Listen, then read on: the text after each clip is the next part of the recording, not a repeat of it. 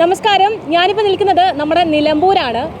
നിലമ്പൂരിൽ ഇപ്പോൾ തെരഞ്ഞെടുപ്പ് ചൂട് അത്യാവശ്യം നന്നായി കയറിയിരിക്കുകയാണ്. നമുക്കറിയാം, ഒരുപാട് വെല്ലുവിളികളും ഒരുപാട് വിയോജിപ്പുകളും ഒരുപാട് കൂട്ടച്ചർച്ചകൾക്കും ഒടുവിലാണ് 3 നേതാക്കളെ തെരഞ്ഞെടുത്തിരിക്കുന്നത്, എല്ലാ പാർട്ടികളും. അപ്പോൾ നമുക്കറിയാം, ഇപ്പോൾ അൻവറിൻ്റെ കാര്യത്തിലാണെങ്കിലും ഒരുപാട് പ്രതീക്ഷ കൊണ്ട് ജനങ്ങൾക്കിടയിലേക്ക് വന്നതായിരുന്നു. പക്ഷേങ്കിൽ യാതൊരു തരത്തിലും UDF തിരിഞ്ഞു നോക്കിയില്ല. ഇപ്പോൾ നമ്മുടെ എം സ്വരാജിൻ്റെ കാര്യത്തിലാണെങ്കിൽ യാതൊരു സ്വതന്ത്ര സ്ഥാനാർത്ഥിയും CPM മുൻഗണനയിൽ വെക്കാതെ ഒരു പ്രധാനപ്പെട്ട നേതാവിനെ തന്നെയാണ് രംഗത്തിറക്കിയിരിക്കുന്നത്. അതുപോലെ തന്നെയാണ് വ്യത്യസ്തമല്ലാതെ തന്നെ ഷൗക്കത്തിൻ്റെ കാര്യവും. അപ്പോൾ ജനങ്ങളോട് തന്നെ നമുക്ക് ചോദിച്ചറിയാം, ഈ നിലമ്പൂരിൻ്റെ മണ്ണിൽ നിന്ന് എന്താണ് ഈ തെരഞ്ഞെടുപ്പുമായി ബന്ധപ്പെട്ട് ജനങ്ങളുടെ ഒരു പ്രതീക്ഷ, അവരെങ്ങനെയാണ് ഈ തെരഞ്ഞെടുപ്പിനെ കാണുന്നത്. കാരണം ഇത്രയും ചൂടേറിയ ഒരു തെരഞ്ഞെടുപ്പ് നമുക്ക് കാണാൻ കഴിയില്ല ഈ ഒരു കാലത്ത്. കാരണം 2026 തെരഞ്ഞെടുപ്പുമായിട്ട് ബന്ധപ്പെട്ട് നമുക്ക് കൂട്ടി വായിക്കാൻ പറ്റുന്ന ഒരു കാര്യമാണ്. എങ്ങനെയായിരിക്കും ജയിച്ചു കഴിഞ്ഞാലുള്ള മറ്റു കാര്യങ്ങൾ 2026 എങ്ങനെ ബന്ധിപ്പിച്ച് പറയാൻ പറ്റും എന്നുള്ള കാര്യം നമുക്കൊന്ന് നോക്കാം. ജനങ്ങൾ എങ്ങനെയാണ് ഇത് നിരീക്ഷിക്കുന്നത് എന്നുള്ളത്.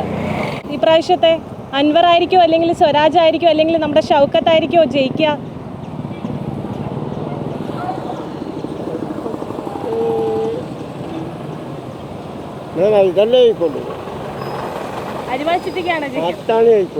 LDF മാത്രമേ ഉള്ളൂ ഇവിടെ സ്ഥാനം. അതല്ല പറയാൻ പറ്റില്ല, രണ്ടും നല്ല പോട്ടിയാണ്. പോട്ടി എന്ന് പറയുന്നത് നമുക്ക് പറയാൻ പറ്റില്ല. അപ്പോൾ കാണുമ്പോൾ നമുക്ക് പക്ഷെ അതാ പറയാൻ പറ്റുള്ളൂ. പിന്നെ മറ്റേ ഇവർക്കും ഉണ്ട്, കൈയും കാലും ഉണ്ട്. രണ്ടുപേരും നല്ല കട്ടയാണ്. അൻവറിനൊരു സ്ഥാനവും ഇല്ലേ? അൻവറിൻ്റെ സ്ഥാനം അൻവറല്ലേ തെറ്റ് ചെയ്തേക്കണത്. അൻവർ മുഖാന്തരമല്ലേ ഈ വോട്ട് വന്നേക്കണത്. ഇന്ന് ഞാൻ പറയണ പോലെ മനസ്സിലായ എന്ത് മനസ്സിലായി? അതെന്ത് കാരണം? ഇപ്പം ആൾക്കാർ ചോദിക്കാറില്ല എന്താ കാരണം. മറിച്ചാന്നൊക്കെ അവർ പറയുന്നുണ്ട്. ഇത് കഴിഞ്ഞിട്ടൊക്കെ പോരെ, ഇനിയും വേണ്ടല്ലോ ഇലക്ഷൻ. അത് കഴിഞ്ഞിട്ടൊക്കെ പോരെ, ഇനി ഇതിൻ്റെ പുറകെ അടുത്തതും വരും.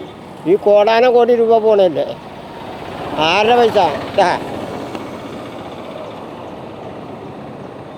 നിങ്ങൾ തന്നെ ആലോചിച്ച് നോക്ക്. അതിനൊരു ആവശ്യമില്ല. ഈ വോട്ടിനെ സംബന്ധിച്ച് ഞാൻ നോക്കിയിട്ട് ഒരു കാരണവും കാണില്ല. പിന്നെ ചെമ്പ് വോട്ട് നടത്താം, എപ്പോഴാണെങ്കിലും വോട്ട് നടത്താം. ഇപ്പം മറ്റവരെ വോട്ട് നടത്തില്ലേ, വയനാട് വരെ വോട്ട് നടന്നാ. ഇപ്പം ഈ വോട്ട് എന്തിനു പറ്റാണ്? MLA പോയി, MLA തന്നെ സ്വതന്ത്രനായിട്ട് വെക്കണത്. ഒരാവശ്യമില്ല. പാവപ്പെട്ടവർ ഇതേപോലെ വഴി കിടന്ന് പരിപാടി കിടന്നാ. ഇപ്പം തന്നെ ഈ സർക്കാർ ലോട്ടറീൻ്റെ കാര്യത്തിലെടുത്ത നടപടികൾ എങ്ങനെയാണ് ചേട്ടനെ ബാധിച്ചിരിക്കുന്നത്? ബാധിച്ചിരിക്കുന്നത് ഈ 50-40 ആക്കണം, അല്ലെങ്കിൽ 30 ആക്കണം, പഴയ പോലെ ആക്കണം. അല്ലാതെ ഈ സർക്കാർ ചൊവ്വല്ല. ഞാൻ 2 പക്ഷം പറയില്ല. നമുക്കത് ബുദ്ധിമുട്ട് തന്നെ. 50 ടിക്കറ്റ് ഒരുപാട് സാധാരണക്കാർക്ക് ഒരു വെല്ലുവിളി തന്നെയാണ് ഈ കാര്യം. എത്ര സമ്മാനം കൂടുതലാന്ന് പറഞ്ഞു കഴിഞ്ഞാലും ഒരു 10 രൂപ കൂടുതലാക്കിയെങ്കിൽ സാധാരണക്കാരെ പോലെ, അതായത് ഈ നടന്നു വിൽക്കുന്നവരും അല്ലെങ്കിൽ ഒരുപാട് അംഗവൈകല്യമുള്ള ആൾക്കാർ ഈ ലോട്ടറി കച്ചവടം നടത്തുന്നുണ്ട്. ഞങ്ങളെപ്പോലെ സാധാരണ കളവന്മാരും എല്ലാവരും ചെയ്യണ ആൾക്കാരാണ്. പക്ഷെ പൈസ കൂടിയപ്പോൾ ആൾക്കാർ കോവി പറഞ്ഞുകൊണ്ടിരിക്കണേ. ഞാൻ ഇഴഞ്ഞുകൊണ്ട് നടക്കണേണ്. എനിക്ക് ആരോഗ്യമില്ല, ഞാൻ പ്രായമായി, എനിക്കതിനെപ്പറ്റി അത്രമായിരിക്കും. പക്ഷേ ഇവർ ചെയ്യണത് തെണ്ടിത്തരമാണ്. പിണറായി അവർക്കൊണ്ട് കുറ്റം. അവരുടെ ഭാഗത്തുനിന്ന് തെറ്റില്ലെന്ന് പറയാൻ പറ്റില്ല. ആദ്യത്തെ ഭരണം നല്ല ഭരണമാണ്, പിന്നത്തെ ഭരണം കോവി. അവരുടെ ആങ്ങളെക്കും പെങ്ങളെക്കും വേണ്ടി ഉണ്ടാക്കണല്ലേ, അത് നമ്മളൊന്നും പറയാൻ പറ്റില്ല. പിന്നെ സ്വർണ്ണക്കടത്ത് സ്വപ്നം ശങ്കർ അവരുടെ ആൾക്കാരാണ്. നമുക്കൊരു മാങ്ങയും കിട്ടല്ല. നമ്മൾ ചീത്ത പറയില്ല, എന്നാലും മാങ്ങയാണ് ഞാൻ പറയുന്നത്. ഈ മാങ്ങയൊക്കെയുള്ള ഉത്തരവാദിത്തം പഠിച്ചോൻ വിചാരിക്കും. പഠിച്ചോനല്ല ദൈവം. ഒരു മാങ്ങ അത്രയും കിട്ടില്ല.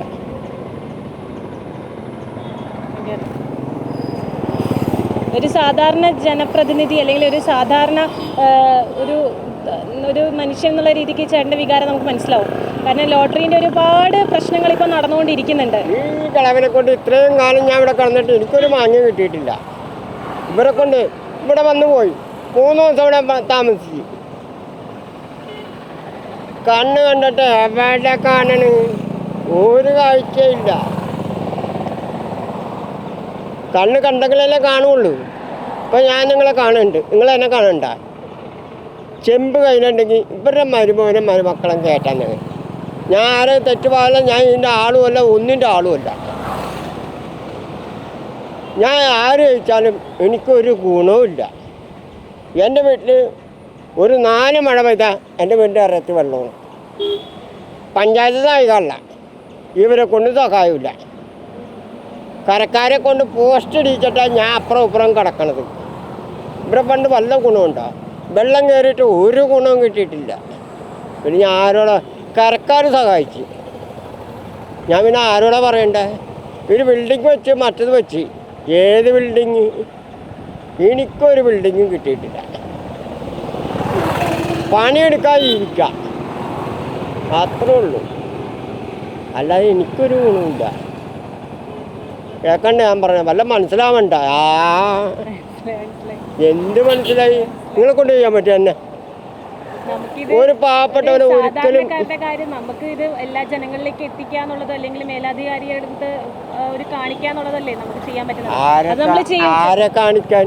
ആരെങ്കിലും ഒരാൾ കണ്ടു കഴിഞ്ഞാൽ മനുഷ്യത്തുള്ള ആരെങ്കിലും ഉണ്ടാവത്തില്ലേ? ആരും ഇല്ലേ? തേങ്ങ കാണും തെങ്ങിന്റെ മുകളിൽ. ഈ 3 ജയിക്കാൻ പോകുന്നതോ അല്ലെ തോൽക്കാൻ പോകുന്നതോ ആൾക്കാരിലും ഇല്ലേ? ആരും ഇല്ലേ? നല്ലത് ജനങ്ങൾക്ക് വേണ്ടി എന്ന് പറഞ്ഞ് നിൽക്കുന്നവരാരും ഇല്ലേ?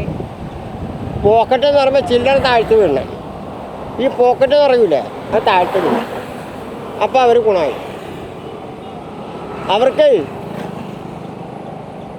ഉള്ളവന് കൊടുക്കും. എനിക്ക് അനുഭവമുണ്ട്. ഉള്ളവൻ്റെ പോക്കറ്റ് നിറയും, അത് കഴിഞ്ഞിട്ട് ബാക്കിയുള്ളവന് പിച്ച ചട്ടിയിൽ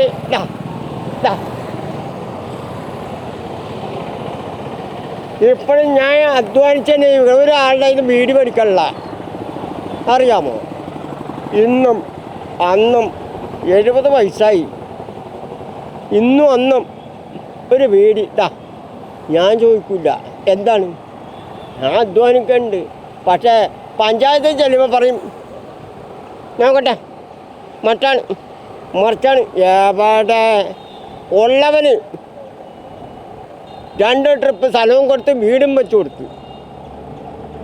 നമ്മൾ അധ്വാനിച്ചിട്ടാണ് പൈസ കിട്ടുക. പ്രൈസ് കിട്ടിയിട്ട പ്രൈസ് വീട് വെച്ചേക്കുന്നത്.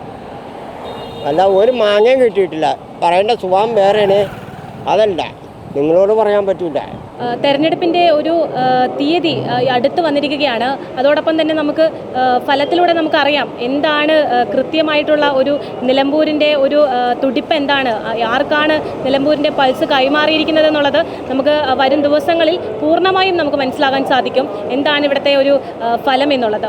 അതിനുവേണ്ടി കാത്തിരിക്കുകയാണ് എല്ലാ ജനങ്ങളും.